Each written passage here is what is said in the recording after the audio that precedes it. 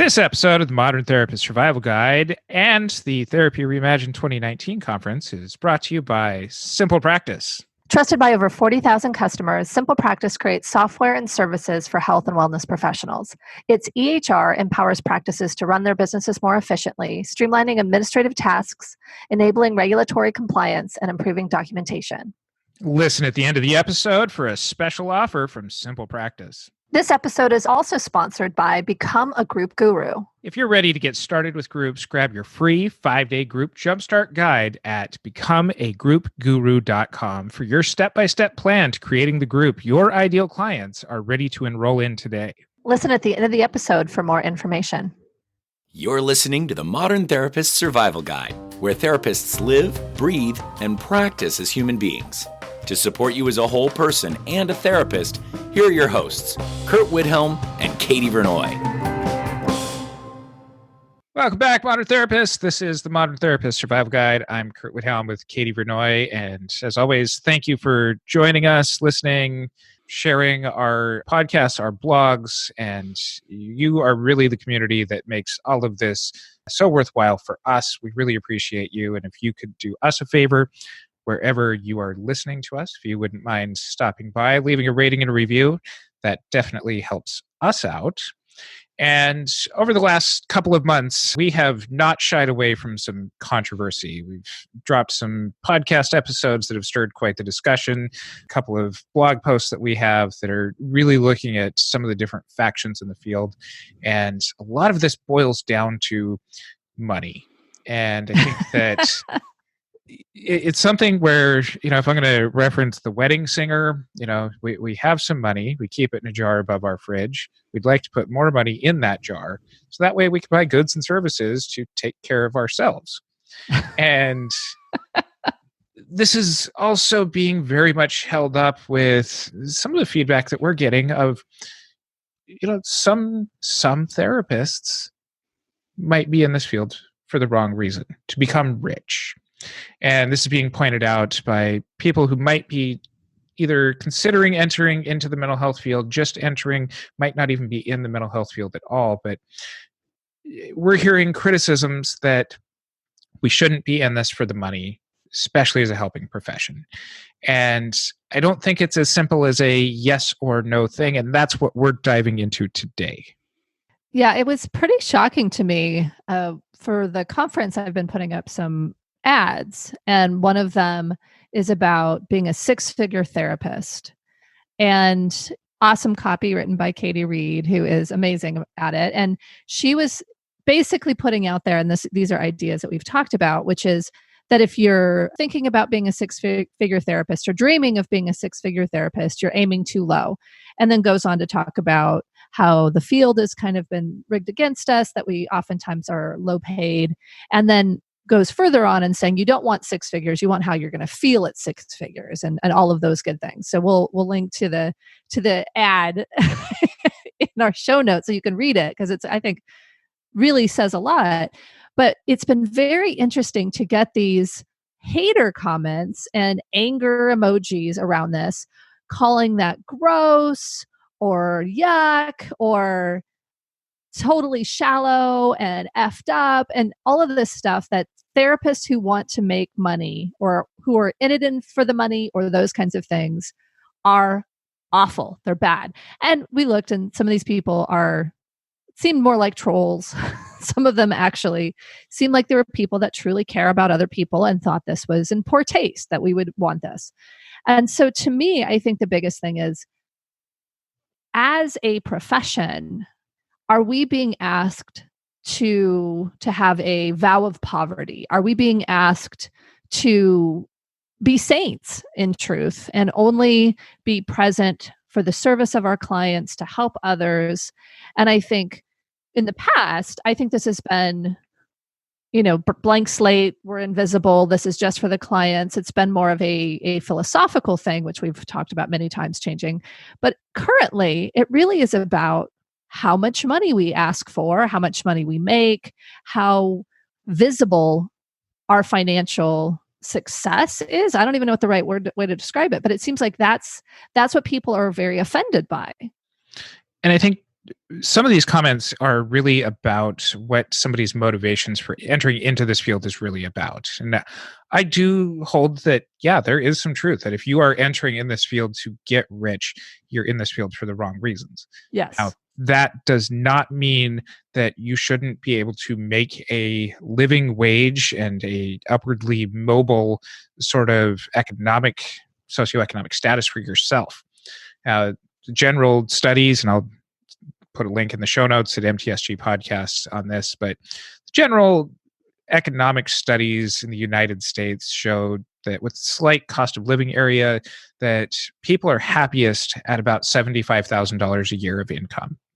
And so pointing to this particular ad that Katie's referencing, that by the time that you look at being a six-figure therapist, by the time that your business overheads go into that, paying for rent, paying for things that make your office run, the EHRs, your advertising, taxes, that even at six figures, all of a sudden we're already below that 75,000 right there. And that doesn't take into account any of the investments that you've made to go through graduate school, go through potentially years of unpaid pre-licensed associateships or severely underpaid associateships that you're now trying to make up for all of this past income that you haven't made.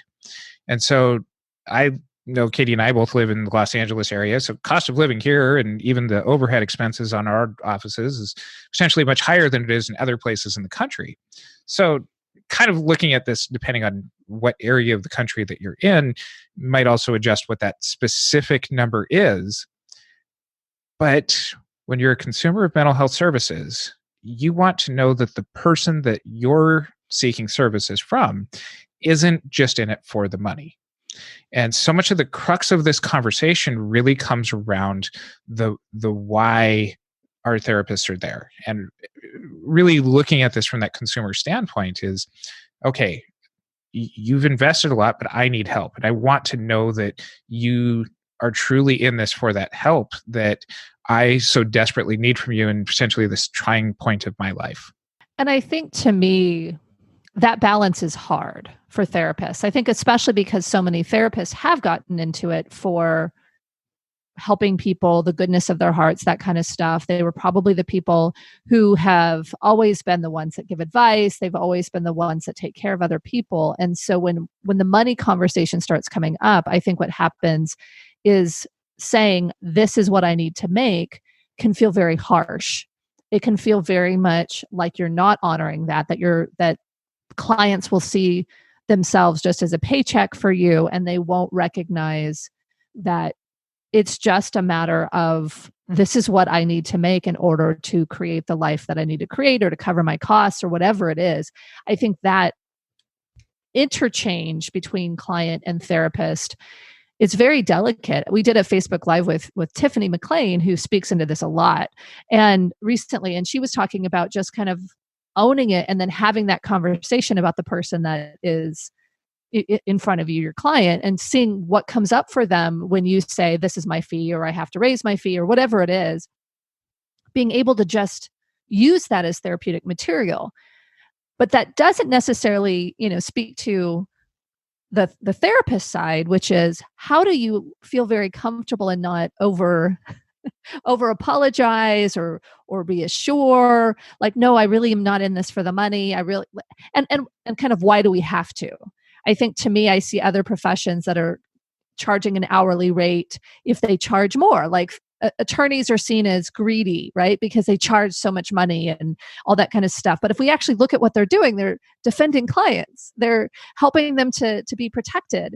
And so this societal piece of, do you see me? Do you care about me? Are you in this for the right reasons? I think is really hard to navigate, because there's so many factors on the therapist side and on the consumer side of why this really shouldn't be a financial obligation. I'm really glad that you bring up the lawyer's example of this, because I came across a study recently. I believe that it was a study of people within the American Bar Association. I'll include a link to this as well in the show notes, but it talked about how lawyers feel about other lawyers. And it kind of resoundingly said that the status of the profession has dropped over the last few decades because of the focus of some lawyers just on making more and more money. And so I think that there's a very similar parallel that we're speaking to here for us that we really hold in balance with our episode a couple of weeks ago about who gets access to therapy. And one of the people that we referenced in the presentation that Katie saw is Michael Blumberg, who after that episode dropped, sent a couple of very wonderful emails to me. And we're going to get him on one of our future episodes here. So, absolutely. But one of the points that Michael made is that we don't enter into this field with a vow of poverty. And so we know on one end, don't be like the lawyers who seek out just money for money's sake. And on the other end, we have Michael's point of, well, we should get something more than zero. Yes. So there's a ton of range in the middle. And I'm almost just kind of visualizing this for myself as this is, kind of a supply and demand sort of crossing sort of graph of like, there's a point where we are giving based on our desires and our mission to help people. But there's also a level that we need to take in for ourselves to provide for ourselves and to be able to hold the respect for ourselves in the profession as far as the services that we provide. And so money just complicates a lot of this because what this does is it takes something that's a process that is fueled through a social relationship, but then adds money onto it. And I think a lot of us at some point in our career or another have really heard some sort of comparisons of, we're emotional prostitutes. We sell our time and our listening for money. And I can see in a simplified way where people mean that as a metaphor that is just about providing a service, a social service just for money. But we do so much more in that is really something that is really a lot more in that transactional business sort of way, which even at the end of a session, when a client writes you a check or hands you their credit card, just kind of potentially for some people might feel that, okay, that hour just got cheapened because that money is there. That's why I take my fees at the beginning or have them just a credit card on file. I'm just joking. But I think it's something where I actually really appreciate the fact that I can just hit a button after they've left and charge the credit card because it does take that out of the room. Certainly when I have to renegotiate fees or get a new credit card on file, like that comes back in. But I do think that that's something that feels very much like the money on the nightstand, right? Like it's very hard to square all of this. But if you look at the opposite end, which is what is the value of what we provide? And I think to me, when we look at what is being provided for a lot of clients, not all clients, but a lot of clients, it's quality of life, which is hard to really put a value on.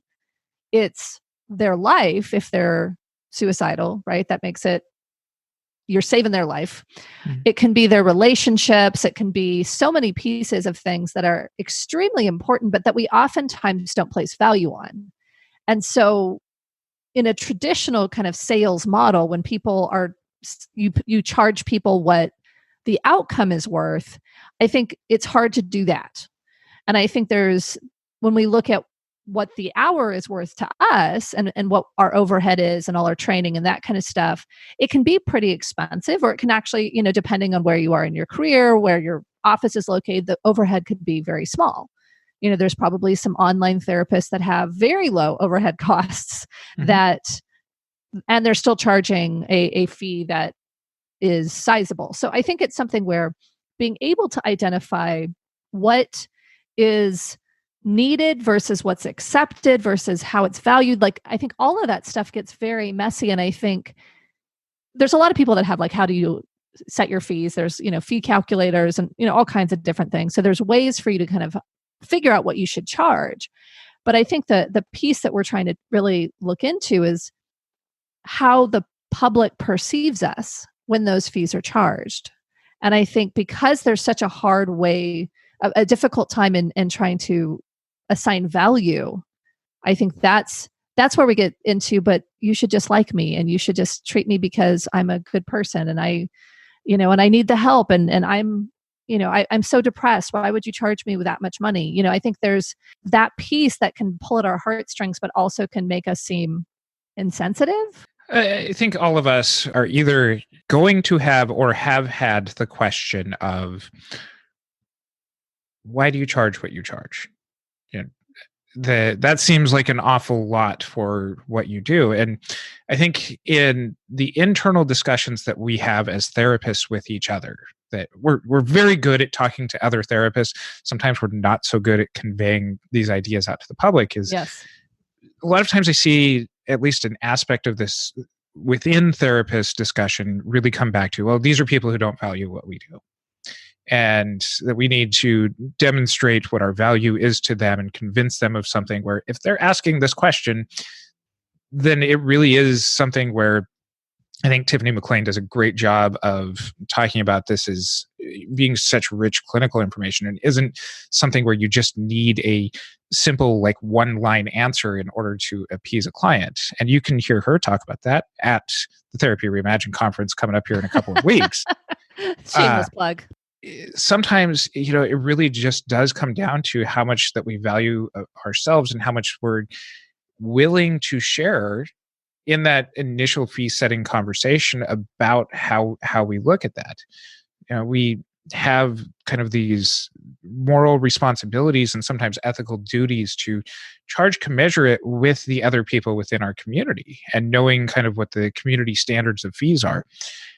But then we also need to look at kind of the uniqueness of what we offer. If you're providing a specialized service, if you're a certified eating disorder specialist that requires, such a great depth and breadth of study within the eating disorder world, that's going to be more than your general down the street therapist who might be a little bit sensitive to some of the issues that come up within that population.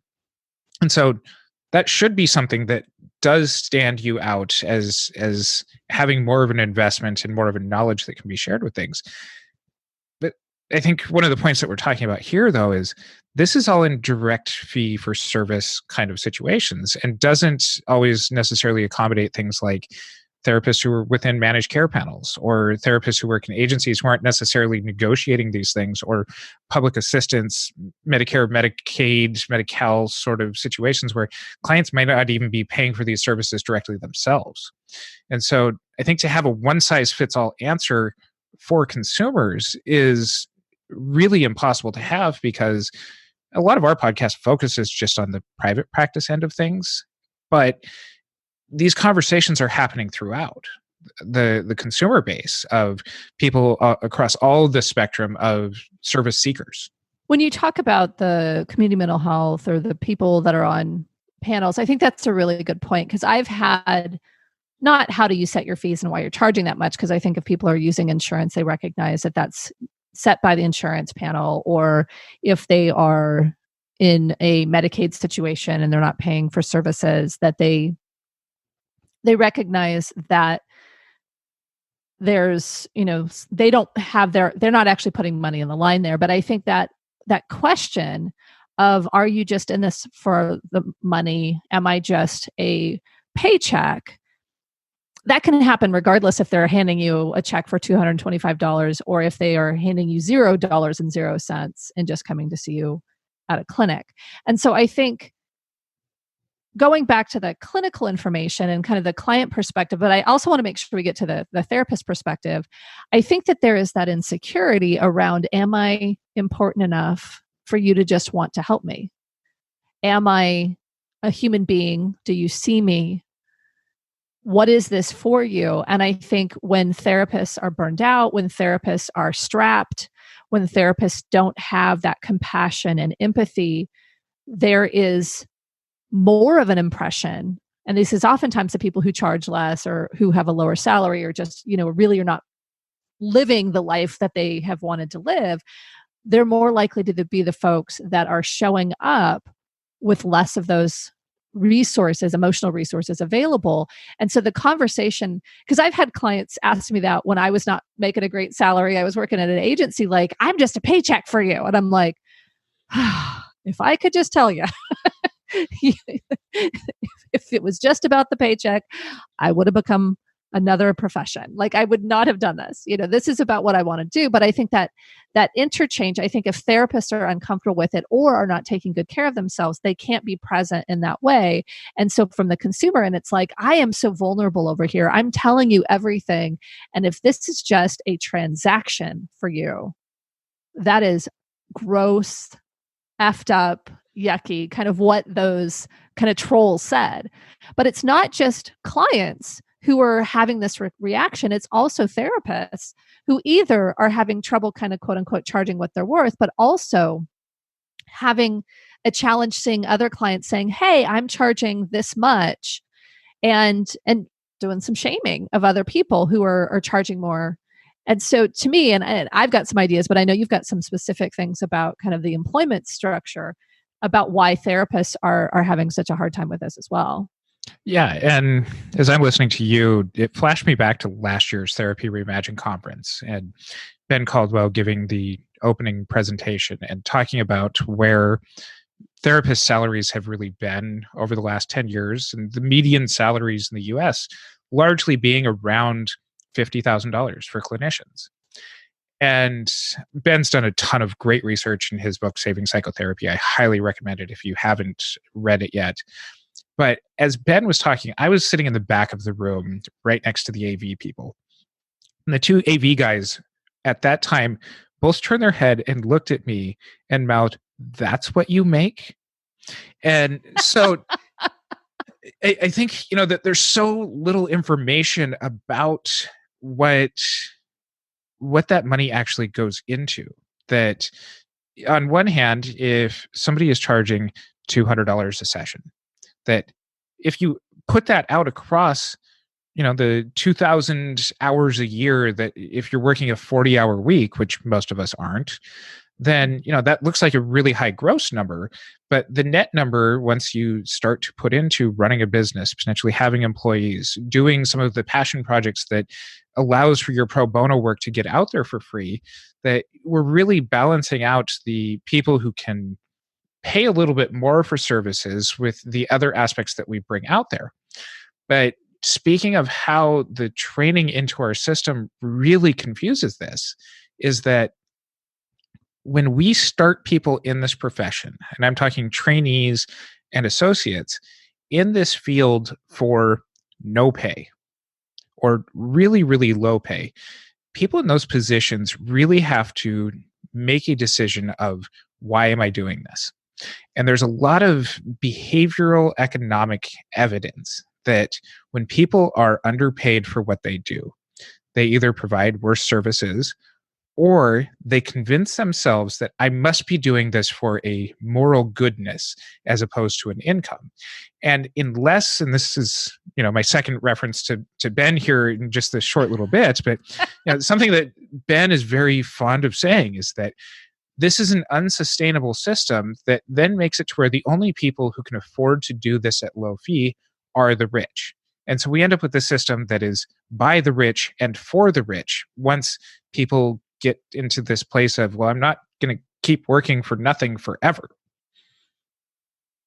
So, there's a ton of advocacy efforts that Katie and I are doing just as far as getting people paid at all points in their career. But a big contribution of this is that decision that we are all faced with early in our careers. If I'm not getting paid, why am I doing this? And we spend a lot of years in well, I must be doing this because I like helping people, which can be true. But when that becomes your own internal goal above being able to provide for yourself and provide for your family, then once we do actually get into a position where we can start negotiating our value, we're starting much lower than what our actual economic investment into this field to enter into it actually is. Yeah, and I think I read something somewhere, I'll find it and put in the show notes, but that when folks have had unpaid internships, that they really are off to, or low paid internships are off to a much worse start in their careers than folks who don't have an internship, as far as trajectory and ability to promote and that kind of stuff. And so the way that our field is set up is really one where we do this kind of servitude in the beginning And then when we move into the field, it's kind of like we've got these either kind of the moral compass weights around our ankles, keeping us back, but also we don't have the economic trajectory. I think a lot of folks, and I think there's been some laws that kind of shift that with not asking salary history and that kind of stuff. And I think it was designed for trying to decrease the wage gap for women. And we are a feminized field, so there's probably about 60 to 80% of us are women. But I think that there's this piece of really not getting the notion or the momentum towards a livable wage or a really healthy income that will support a lifestyle that most people with master's degrees or doctoral degrees can expect. And so I think we're set up in a way that doesn't support us. But I guess the question I have, and I don't know that there's an answer, and so Curt, you can kind of weigh in on this, is there's other fields that do this that don't have this same issue. I mean, we think about doctors and they have their rotations and they have stuff where they aren't paid well either, is my understanding. And they still end up with at least the notion that they're paid pretty well once they actually get through that gauntlet. The reason why we need to get paid, that living wage plus, is when we're responsible for other people at their most vulnerable times, we should not be in a position where we're so vulnerable that we're looking out for ourselves above our clients. That we almost need to lead the way as far as being in a place of stability in our personal life, our living situation, our ability to pay off our debts, to have a comfortable and sustainable life. So that way we can take care of other people when they're not able to do all of those things on their own. That's why we need to be in this position. And when we look at a number of other professions, you bring up doctors who have a much higher cost of entry into their fields. And, compared to what we're making in this field, it's, on a per annual average salary basis, quite a bit higher than what we are, but they've got a lot higher loans. They've got to enter into their own Kafkaesque maze of insurance and hospital privileges and all of that kind of stuff. But another way of looking at this too is comparable to some of the things that another highly underpaid profession is, which is teachers. And one of the main differences that we have is that a lot of times in several places in the country is teachers' unions are fairly strong, and that they're able to at least collectively negotiate baselines of what they do together. And through that unity, which we don't have afforded to us in the nature of how our profession is really set up in a lot of settings. I understand that there's some therapist unions across the country, but by and large, when we're left to negotiate for ourselves, where I think therapists get kind of stuck in this, and I think we're one of the few fields where consumers feel so comfortable at the beginning asking for, is that the best deal that you can give me? Do you have any sliding scale that I can provide no evidence that I qualify for? That people are asking for that in the intake session, that I don't think, I've ever asked a dentist or a doctor, like, hey, is that the best that you can do? Like, but I think it's because we're a field that's based on our own introspection so much that we start to second guess ourselves out of habit. So when we're faced with this transactional question, that we immediately go into, well, why are they asking? Why might they need this? Am I comfortable with meeting their needs in this way? That we end up stammering and then just kind of going to rescue the client rather than being able to put ourselves in that economic situation to where we can actually take care of them post that conversation about money. Yeah. I think it can be about rescuing clients. I think it can also be about a deep shame that you have financial needs. Because I think what our field has put out there is that we are caring, giving people who care about people, that are doing this because we want to help people. And so much of the stuff that I've heard, and not in the more recent conversations, and certainly not in the people around Tiffany, but I think these conversations about shame on you for needing that or for asking for that much money. And it just denies our humanity, and it denies our true needs and wants and vision. And I think, yeah, it's rescuing the client because the client's like, hey, whatever. But I actually think it's rescuing ourselves from feeling so uncomfortable that we have to ask for that much money, or we want to ask for that much money. I think there's such an internal turmoil about asking for that fee. I mean, I think it can go to worth too, what you said earlier, like, is it really worth that much? I'm just sitting here talking to somebody. Maybe I'm doing some EMDR or whatever, or some fancy interventions, but a lot of the times we're actually just in relationship. Like, should I be paid $200 an hour to be in relationship with someone? I think that there's so much of it that gets so tied up into this that maybe we're rescuing the clients, but I think it's just so uncomfortable for us to sit on that other side. And I think there's so much shame from therapists who aren't doing it that it feels like a battle. I'm making this up on the spot, but for Okay. any of our listeners, assuming that you're not driving and that you're otherwise safe, I want you to think of yourself and just kind of the feelings that come up with when you think of yourself at a higher fee rate. In other words, if your fee is $100 an hour, think of yourself at $150 an hour. And I want you to really notice what that feeling is that immediately comes up for you. Because that is really the difference between looking at, are you in this for the money? Are you in this for what clients are able to value your services at? Or is this the level that you need to take care of yourself? And I think the feelings that you will come up with are really going to put more to the forefront of your mind some of the things that we're talking about, and to make this a lot more personal for you as far as what your value is. And that's not to say that you need to raise your fees to that, or that you're even going to be comfortable with that, but it's going to start that internal value that internal worth that you value yourself at, that is really going to put this forward and to really help you make this broader conversation more personal.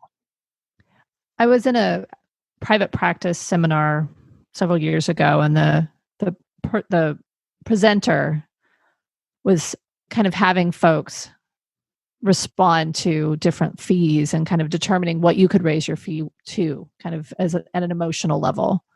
It was Casey Truffaut, and it was something where once you got to that kind of that level where you were at discomfort, she said, "That's your fee," and kind of feel into that and own that fee. And to me, I see that point, and I think that it's something where that can be a way you set your fee. I think, to me, if it is about a feeling, what do I feel comfortable charging? That can be great. It can work well for people if they have that sense of value. I think for me, when I really started looking at my costs, what I needed to bring home, what I needed to take care of, and like looked at it really granularly, really strictly. Like if I have these personal goals, whether it's I want to retire at this age, or I want to travel to this place, or I want to do this type of renovation of my home, or I want to own a home, or whatever it is, when you go to that place of what are my actual financial goals, and finding out what I needed to charge given how many clients I could see a week, or yet to be at my best, that kind of stuff. It was hard, but it felt more practical to me. Like, I know I need to charge this amount. I know I have this many spaces that I can actually slide to if I want to slide. I can have this many insurance spots. Like, to me, once I got to that practical place of these are the commitments I've made to my husband, these are the commitments I've made to myself, and this is the actual hard numbers that I have to charge. For me, that felt better, because I still don't know if I feel totally comfortable with the fees that I'm charging 100% of the time. but I know that I have to in order to make these commitments because of my overhead, because of my personal goals, because of those things. And so I think you can do both things. I think you have to be able to charge the fee and be comfortable enough with it, because if you aren't, you're going to be like, oh, well, I guess I have a sliding scale. But I think you also have to really understand what you need to charge, because I think a lot of people are like, I want to make this much money. And then when they figure out how much they have to charge, they're not willing to do it. And so I think it's this combination of qualitative and quantitative data that you have to give yourself. And that's what I was just going to say is I don't think that it's something where you can do both sides of this. I think it's something that you should do both sides. So we'd love to hear your thoughts on this in our Facebook group, the Modern Therapist group. We are definitely continuing to have this conversation at Therapy Reimagine Conference that's sponsored by Simple Practice. We got 14 CEs that Simple Practice is covering the administration of that kind of stuff. It's October 17th, 18th, and 19th. If you're a big listener, you might notice that I'm dropping in a third day. The 17th is our wonderful psycho-social mixer. Curt's so proud of that name. So proud of that name. It's really our kickoff and our come and hang out. You can get tickets to that also at mtsgpodcast.com. And until next time, I'm Curt Widhalm with Katie Vernoy. Thanks again to our sponsor, Simple Practice. Trusted by over 40,000 customers, Simple Practice creates software and services for health and wellness professionals. Its EHR empowers practices to run their businesses more efficiently, streamlining administrative tasks, enabling regulatory compliance, and improving documentation. Learn more by going to simplepractice.com/therapy reimagined. You can also sign up and receive a special promotion of getting 3 months of Simple Practice for the price of one. Please note, this offer is valid for new customers only. This episode is also sponsored by becomeagroupguru.com. Learn how to fill a group in private practice without coffee dates or networking events, even if no one in your community knows your name yet and you have no idea where to start. Free training and resources, like that free 5-day group jumpstart guide, at becomeagroupguru.com. You can also join the Facebook group, Your Group Guru, for more free resources and connecting with other therapists nationwide. becomeagroupguru.com. Thank you for listening to the Modern Therapist Survival Guide. Learn more about who we are and what we do at mtsgpodcast.com. You can also join us on Facebook and Twitter. And please don't forget to subscribe so you don't miss any of our episodes.